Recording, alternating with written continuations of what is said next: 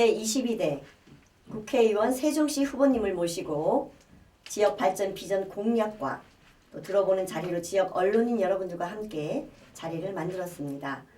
오늘 두 번째 손님으로 세종시 갑구에 도전장을 던진 새로운 미래 김종민 공동대표님을 모셨습니다. 안녕하십니까? 예. 네. 자, 후보님이라고 불러야 할지 아니면 또 공동대표님이라고 불러야 할지 또 지금은 또 현직에 계시지 않습니까? 네. 어떻게 해야 될까요? 아무래도 이제 선거철이니까 후보라고 불러주시는 게 더 낫지 않을까요? 네, 알겠습니다. 자, 그러면은 오늘 자리에 함께 하시는 언론인들의 공통 질문 6가지를 예, 정리해 봤습니다. 자, 첫 번째로 세종 시민이 가장 궁금해하는 점입니다. 저 역시도 그렇고요. 예, 후보님은 논산과 금산, 계룡 지역으로 한 그 2선의 의원이십니다. 그런데 지역구를 떠나서 이곳 세종으로 오신 이유에 대해서 가장 궁금해하십니다. 자, 곤란한 질문일 수도 있는데요. 예, 말씀 좀 해주시죠.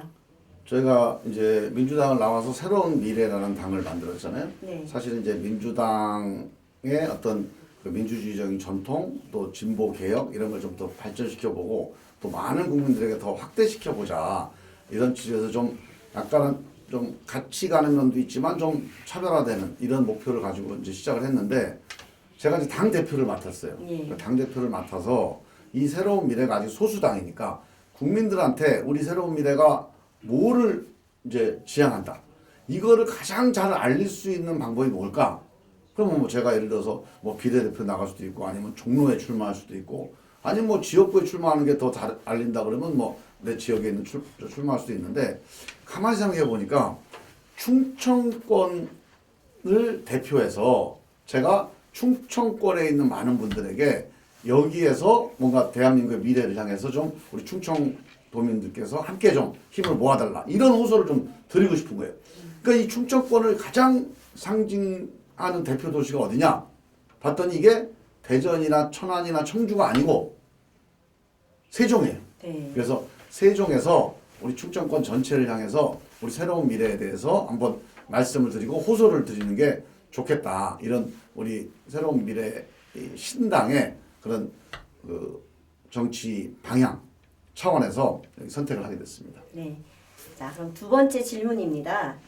세종시 을구 후보들은 하나같이 모두 세종시 완성을 위한 자신이 적임자임을 예, 자처하고 있습니다. 후보님께서는 노무현 정부 때 청와대 대변인 생활을 하셔서 다른 후보들과는 달리 차별성이 좀 있으실 것 같은데요. 어떻습니까? 예, 지금 세종시는 한마디로 얘기하면 행정수도 아닙니까? 네. 행정수도를 처음 제안하고 여기까지 이제 오게 된 데는 누가 뭐래도 노무현 대통령이라는 산파를 이제 빼놓을 수가 없죠. 근데 노무현 대통령이 이게 이 세종시라는 옥동자의 산파였다면 그 산파 옆에서 조수를 한 게 김종민입니다. 2004년에 제가 청와대 대변인 시절에 이 세종시 추진 발표를 했고 이게 위헌 판결을 났고 그 위헌 판결을 다시 뒤집어서 행정주의 복합금지로 법을 만들어갔던 과정에 제가 청와대에서 함께했기 때문에 사실은 세종시는 제가 다른 데서 뭐 우리 고향에서 국회의원 하면서도 세종시는 남의 동네라고 생각해 본 적이 없어요. 그래서 제가 국회의원 할 때도 지역구는 아니었지만 우리 국회를 세종시로 옮기기 위한 우리 설계 용역 이거를 짜자 하는 예산을 가지고 제가 지역구도 아니었는데도 열심히 싸웠습니다. 그래서 그 공로를 인정을 받아서 우리 이춘희 시장님께서 명예 시민증을 줬어요. 그래서 제가 지난 이제 한 10여 년 동안 충남 부지사하고 국회의원 하면서 세종시는 늘 마음속에 함께하는 그런 이제 뿌리였고요. 노무현 대통령이 그때 꿈꿨던 꿈이 저 정말 멋있는 꿈이었다고 생각하거든요. 행정수도 만들자. 그래서 전국이 다 똑같이 2시간 안에 다 이 대통령, 국회의원, 이 중앙부처 공무원들 힘 있는 사람들 만날 수 있는 나라. 지금은 서울에 다 있으니까 저 지방에 있는 사람 너댓 시간 걸리고 네. 강남에 있는 사람은 맨날 저녁에 만나서 일식집에서 서로 대화하고 이건 기본적으로 수도권은 1등 시민이고 지방은 2등 시민이다. 이거 이제 바꾸자 해서 세종시를 만든 건데 이 세종시 행정수도에 대한 꿈, 그다음에 또 하나가 이왕 행정수도를 만드는 김에 그냥 행정수도만 하지 말고 세계 최고의 명품 도시를 만들자. 이게 노무현의 꿈이었습니다. 그 행정수도, 그 다음에 명품 도시, 최고 명품 도시. 이 두 가지가 노무현의 꿈이었는데, 그 꿈이 지금 몇 번의 브레이크 걸려 있고, 지금 지지부진하고 있어요. 지금 누구도 행정수도 하자는 얘기를 잘 안 해. 이 세종시에서만 합니다. 왜 세종시에서만 하죠? 이 얘기를 가지고 전 국민을 상대로 설득할 수 있는 사람이 필요한 겁니다. 지금 세종시에서 우리 시장님이나 세종시 국회의원들이 우리끼리 행정수도 하자, 개헌하자. 근데 국민들은 거기 관심이 있나요? 국민들이 거기 동의하고 있나요? 이거를 할 수 있는 사람이 누구냐? 제가 노무현 대통령 제가 행정수도 만들 때 제가 같이 참여했던 사람입니다. 그리고 제가 삼선을 했지, 또 여당의 최고위원했지, 또 국민들이 그때 김종민 그럼 아는 분들이 꽤 많습니다. 세종시민 이외에도 전국적으로. 그럼 김종민이 얘기하는 걸 보면 저거 말이 조리가 있다, 일리가 있다. 그러면은 국민들이 동의를 더 많이 해주시지 않겠냐. 그런 점에서 행정수도로 가자 이 얘기를 주장하는 건 아무나 다 할 수 있지만 이걸 국민들한테 설득할 수 있는 사람은 누구냐? 그 명분이 있고 히스토리가 있고 또 설득력이 있는 사람은 누구냐? 이거를 한번 판단해 주십사 하고 부탁을 드립니다. 네. 자, 그럼 세 번째 질문입니다. 세종시는 2030년 도시기본계획의 전체 인구수가 80만이 힘들다고 판단하여서 22년 2월 24일 당시 이춘희 시장님이 정례 브리핑에서 10년을 연장해서 2040년까지 2030년 계획안 그 인구수보다 조금 더 많은 81만 4천 명으로 수정 계획하였는데요.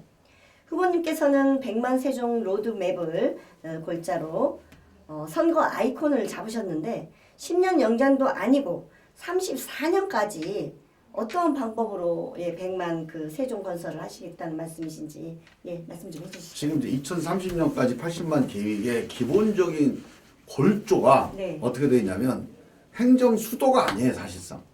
그러니까 행정중심 복합도시에서 대통령 집무실과 국회의사당 분원이 이전하는 정도입니다. 그 다음에 외교부가 이전하고 공간이 이전하는 외교 국제 수도 기능도 없어요. 근데 요 정도 가지고 이제 계획을 세우는 거거든요. 근데 저는 지금 그런 정도 계획으로는 100만 세종 못 가죠. 그래서 제가 100만 세종을 2034년까지 하자라고 말씀드린 거는 일단 시간이 없습니다. 그때까지 안 하면 그냥 세종시는 그냥 30만, 40만 지방 도시로 쭉 갈 것 같아요. 그 위험해 지금 상황이. 그래서 이걸 뭐 나중에 천천히 하자 안 되고 2034년 목표 딱 정해서 100만 세종을 가야 되고요. 그러면 방법이 있냐? 있습니다. 자, 제가 말씀드린 행정수도를 반드시 해야 된다. 이러려면 대통령 주집무실이 와야 돼요. 그 다음에 국회 전체가 내려와야 됩니다. 제대로 된 정치 수도가 돼야 됩니다. 단순히 공무원들만의 수도가 아니라 정치 행정 수도가 돼야 되고, 이게 1번. 두 번째, 외교 국제 수도가 돼야 돼요. 외교 국제 수도는 뭐냐? 대통령이 오면 외교부가 같이 와야 됩니다. 국방부도 와야 돼요. 국방부는 저 계룡쯤 가도 되는데 외교부는 세종에 와야 됩니다. 그러면 외교부 주위에 해외 공간이 올 거냐 말 거냐? 그거는 우리 확인 안 해요. 우리가 이 해외 공간 이전 지원에 관한 그런 조항을 만들어서 이 해외 공간들을 다 유치하고 각국의 문화원들이 다 있습니다. 주요국들의 문화원들이 있는데 이 문화원이 상당히 중요해요. 이 문화원들을 다 세종으로 유치를 한다. 그러면 사실상 지금 우리 뭐 중앙공원 부지라든가 여러 가지 부지가 많이 있잖아요. 그 외교 국제 도시를 조성하게 되면 여기에 이제 국제기구 들어오겠죠. 그러면 여기에 각 우리 땅 비어 있는 땅에다가 각 나라별 문화의 거리를 만들자는 거예요. 이 글로벌 특구 조성을 해서. 왜냐하면 이거 대전, 충남, 충북 다 합쳐서 550만입니다. 이 550만 도시 중에 글로벌 특구에 해당되는 도시가 어디 있습니까? 천안, 청주, 뭐 대전, 논산, 내포 없어요. 글로벌 특구가 필요해요. 550만이라는 인구가 몰려있는데 여기에 글로벌 관문이 필요하지 않습니까? 이게 세종입니다. 그래서 여기에 글로벌 특구 지정을 해서 여기에 각국의 문화원들과 문화의 거리를 조성을 하면 이게 외교 국제 수도가 되고 관광 도시가 됩니다. 그래서 이게 이제 지금은 정치행정 수도뿐만이 아닌 그런 인구 유인이 있고요. 그다음에 이제 그렇게 되면 청주공항이 국제공항이 돼야 됩니다. 그래서 여기서 1시간 이내로 공항이 돼. 그러면 이제 김포공항을 없애야 돼요. 그래서 인천공항과 청주 세종공항 그리고 가덕도공항 이 3개 관문공항 체제를 개편해야 된다. 근데 그게 되려면 가덕도하고 영종도는 있어요. 근데 청주국제공항을 만들려면 이 세종이 글로벌 특구가 돼야 돼. 국제도시가 돼야 됩니다. 그거를 만드는 일이 이제 외교부와 공관유치다. 이게 이제 두 개잖아요. 정치행정수도, 외교국제수도. 근데 보통 우리 속다리가 3개입니다. 3개가 돼야 이렇게 안정적으로 쓸 수 있어요. 100만 세 정도 다리가 3개가 필요하다. 그래서 정치행정수도, 외교국제수도, 또 하나의 다리는 미래경제수도. 경제가 없이 100만 인구가 유지가 안 됩니다. 그냥 이 공공기관만 갖고는 안 됩니다. 그래서 미래경제수도로 가야 되는데 미래경제라는 게 뭐냐? 그게 디지털, AI, 빅데이터, 이 디지털 산업, 그 다음에 그린, 환경산업, 생태산업, 그 다음에 휴먼, 지식정보산업, 문화콘텐츠 이 3가지 이 미래산업에 관련되어 있는 기관들이 다 여기 있습니다. 환경연구원 여기 있잖아요. 환경부 있잖아요. 그러면 이거 관련된 산업단지나 교육기관들 그래서 세종 미래과학기술원을 신설을 해서 이 관련되어 있는 미래산업 관련된 인재들 여기서 육성을 하고 관련된 연구시설들을 여기다 연결시키고 또 그 산업단지를 만들어서 미래산업 클러스터를 세종에다가 조성을 하면 이게 아마 이제 지금 그 세종시의 서쪽쯤에 조성되면 장군면 일대가 그 적지입니다. 왜냐하면 이거를 하면서 공주하고 상생 발전을 해야 됩니다. 여기에 미래산업 클러스터를 조성해서 공주와 세종이 상생 발전한다. 그러면 공주 사람이 좋아하지 않겠습니까? 그럼 KTX 할 때도 공주 세종 싸우는 것도 이걸로 해결하면 돼요. 그래서 저는 공주 세종이 상생 발전하는 미래산업 클러스터를 만드는 정치행정, 외교국제, 미래산업 이 3가지 이 축으로 이 솥다리처럼 튼튼하게 딱 세종을 뒷받침하면 100만 세종으로 10년 안에 갈 수 있다. 이게 지금까지 있던 계획이 아닙니다. 새로운 계획을 하자는 건데 여기에도 충분히 제가 확실하게 이제 구체적인 계획을 말씀드릴 수 있습니다. 예. 자, 그럼 다음은 4번째 질문입니다. 21일 시청 기자실에서 100만 세종 프로젝트 발표 중 두드러지게 눈에 띄는 공약 중 하나가 외교부 이전입니다. 예. 그 외교부는 특성상 또 부처 하나가 달랑 또 이전하는 문제를 떠나서 그에 따른 대사관을 비롯해서 국제기구 등 쉽지 않은 여러 난관이 있을 텐데요. 그 수용할 그런 부지라든가 대안이 필요할 텐데 어떤 해법이 있습니까? 부지는 뭐 많이 있어요. 지금 아까 제가 뭐 중앙공원이라든가 지금 세종시가 계획이 아주 잘 된 도시입니다. 그래서 용도를 이렇게 여러 가지 다양도로 쓸 수 있도록 준비되어 있는 부지가 많기 때문에 저는 이게 어느 한 군데 집중할 건 아니고요. 네. 아까 얘기한 문화의 거리 같은 거는 뭐 이렇게 모여 있는 것도 좋지만 예를 들어서 그 중에서 우리가 독일인 마을, 프랑스 마을 이렇게 흩어져 있는 것도 괜찮아요. 그래서 그런 문화의 거리도 같이 좀 이렇게 분산시켜서 하면 좋겠다는 생각이 들고요. 네. 그리고 이제 제가 말씀드린 이런 미래산업 클러스터 그다음에 외교국제수도 이런 게 활성화되잖아요. 그러면 사실상 우리 주변 지역을 다 예정지역으로 편입을 시켜야 됩니다. 지금 있는 이 예정지역 안에만 가지고는 해결이 안 될 가능성이 높아요. 그래서 좀 확장을 하는 그런 법 개정을 통해서 그러면 우리 이제 행복도시청을 이걸 이제 좀 연장을 해야 됩니다. 나중엔 장기적으로 행정수도 관리청으로 승격을 시키면 되니까요. 그런 방향으로 전체적인 관리를 해나가면서 우리 주변 지역을 좀 같이 함께 활용을 하면 뭐 네. 충분히 가능하다고 봅니다. 예. 자, 그럼 5번째로 세종시의 최대 난제 중 하나가 그 상가 공실입니다. 그를 극복할 수 있는 해결 방안이 있을까요? 저는 지금까지하고 전혀 다른 접근을 해야 된다. 그러니까 접근을 달리 하려면 일단 원인을 규명을 해야 된다. 이 상가 공실이 왜 생겼을까? 자, 돈을 벌려고 상가를 분양을 받았어요. 근데 임대가 안 나갔습니까? 그러면 보통 이건 뭡니까? 그 분양받은 사람이 책임지는 게 시장 원리 아닙니까? 그러니까 알아서 책임져라. 이게 지금까지 해법이에요. 그 시간이 걸리는 건데 시간 걸린다고 저는 해결될 가능성이 있을지 모르겠습니다. 엄청 심각해요. 상태가. 전 세계에서 이런 공실이 대규모로 있는 도시는 없을 거예요. 아마. 이거는 이 분양자, 수분양자들이 해결해라. 이거 안 됩니다. 왜? 원인 자체가 시장의 경쟁 때문에 생긴 문제가 아니에요. 이 문제가. 기본적으로 LH가 이거 기획부동산 같은 거를 한 거예요. 사실. 300만 원짜리 조성원가 땅을 거의 평균 한 3천 이상으로 지금 분양을 했다는 게 저는 믿겨지지가 않아요. 이걸 다 최고가 입찰을 한 겁니다. 기본적으로 매가 입찰을 해야지 어떻게 이런 걸 최고가 입찰을 하냐 이런 목소리가 정말 많이 나왔어요. 저는 이 문제에 대해서 이걸 법에 어긋난 건 아니기 때문에 법적으로 뭔가 누구를 벌할 수는 없지만 기본적으로 이 과정을 놓고 보면 국가가 책임이 있어요. 이거는 LH가 국가 공공기관이잖아요. LH와 지방자치단체 국토부가 이거 책임을 느껴야 됩니다.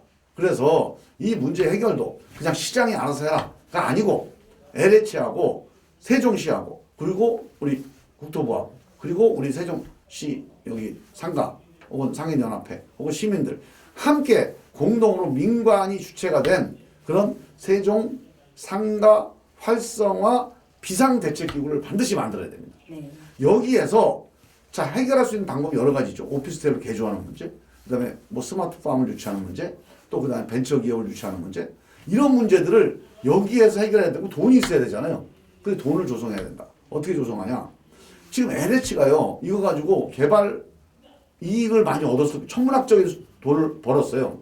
우리가 개발이익 환수한다고 지금 운동하시는 분도 계시는데 지금 우리 법에 개발이익 환수해봐야 개발이익의 5%만 세종시에 오는 겁니다.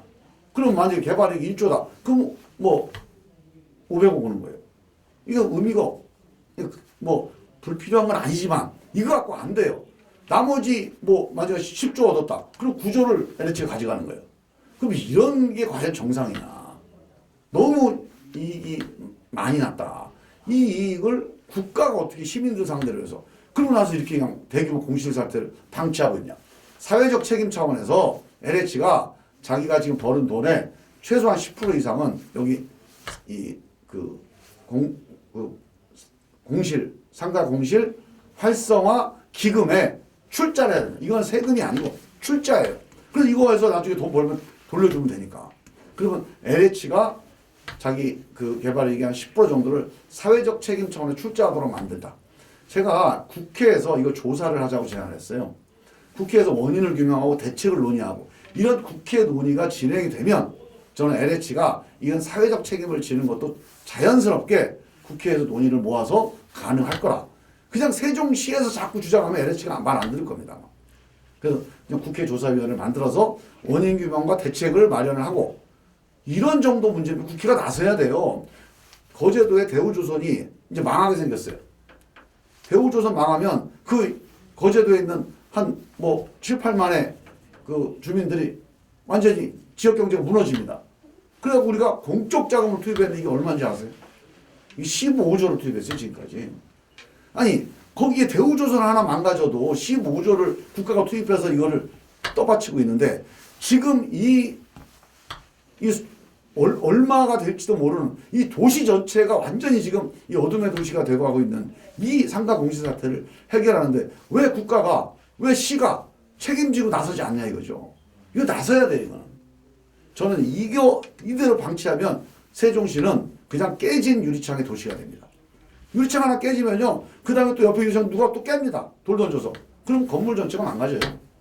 이게 시간이 얼마 없습니다. 네. 빨리 김종민을 국회의원을 뽑아주셔서 이 문제 좀 해결하게 좀 해주십시오. 네, 잘 알았습니다. 자, 마지막으로요. 어쨌든 세종시 갑구에 도전장을 내셨잖아요. 네. 예, 세종 시민의 표심을 어떻게 확보를 하시려는지, 예, 그리고 유권자들께 전하고 싶은 말씀 있으시면, 예, 말씀해 주십시오. 우리 세종 시민 여러분께서 여러 가지로 선택을 하실 겁니다. 선택 기준이 있겠죠. 뭐 나는 뭐 빨간 당이 좋다, 나는 파란 당이 좋다, 나는 인물이 좋다, 정책이 좋다 여러 가지 기준이 있을 텐데 대개 보면 이제 당 보고 찍는 분들이 많이 있다 그러잖아요. 네. 그리고 지금 보면 이제 윤석열 정권이 하도 이제 무능하고 막 마음에 안 들고 하니까 윤석열 정권 심판해야 된다 있어요. 저는 사실 윤석열 정권하고 제일 세게 싸운 사람이 민주당에서 김종민입니다. 조국 장관이 그렇게 돌맞고 어려울 때 그 옆에 서 있던 사람 누구냐? 그 김종민이에요. 그 윤석열 검찰개혁 제일 앞장서서 했던 사람이에요. 제가 사실은 윤석열 정권 심판으로 본다면 제일 적임자입니다. 근데 우리 당내 민주주의 때문에 이재명 대표가 조금 더 민주적으로 해야 된다. 이 주장을 하다가 이제 당을 달리했지만 윤석열 심판에 앞에 나와서 싸우는 사람 제일 믿음직한 김종민인데 당이 조금 그렇다. 이런 분들 계실 거 아닙니까? 근데 저는 이번에는 다음번에는 당 보고 찍으시고 이번에는 진짜 세종시만을 생각해 주시면 좋겠다. 행정수도 해야 되죠. 상가공시 해야 되죠. 지금 이대로 가면 절대 못합니다. 이거. 김종민 3선을 만들어서 여당 최고위원, 청와대 5년 경험, 충남부지사 이런 거 다 쏟아부어서 이 문제 해결하게 맡겨주시면 정말로 일은 사람이 하는구나. 혹시 일은 당이 한다. 다수당이 한다. 그렇게 생각하시는 분 계실지 모르겠는데 그렇지 않습니다. 빨간 당이다 파란 당이다 여기서 국회의원 되잖아요. 세종시에 의석이 2석입니다. 100석 150석 국회에 있는 정당이 국회의원 2명 있는 세종시에다가 뭘 얼마나 애정을 쏟겠어요. 여기에서 국회의원이 누구냐. 국회 가서 얘기하면 김종민이 얘기하면 그래도 한 50명 뭐 60명 국회의원들이 좀 귀담아 듣고 그 얘기 괜히 또 말 안 들었다가 또 나중에 좀 혼나기도 하고 그런 사람을 뽑아놔야 일이 되는 거지. 그냥 여기서 초선 의원 아무리 훌륭한 분 뽑아놔도 그게 아무리 여당이고 뭐 다수당이고 해도 그 당 안에서 최고위원 회의도 뭐 이게 안 올라와요. 세종시 의제가. 제가 본회의장에서 상임위장에서 또는 텔레비 인터뷰에서 세종시 이거 해결해도 이거 1년 내내 떠들고 다니면 대한민국 국민들이 아이고 저 김종민 저거 좀 얘기 좀 해결해 주자. 그렇게 해서 이걸 해결을 좀 해야지. 그래서 이번에는 진짜 세종시만 생각하자. 네. 세종시 해법 해결사 누구냐? 이거 보고 좀 뽑아달라. 네. 네. 부탁드립니다. 네. 오늘 진짜 열정적으로 말씀해 주셨는데요. 예, 바쁜 시간 있게 내주셔서 감사드리고요. 좋은 결과 있으시길 바라겠습니다. 네. 오늘 말씀 감사합니다. 감사합니다.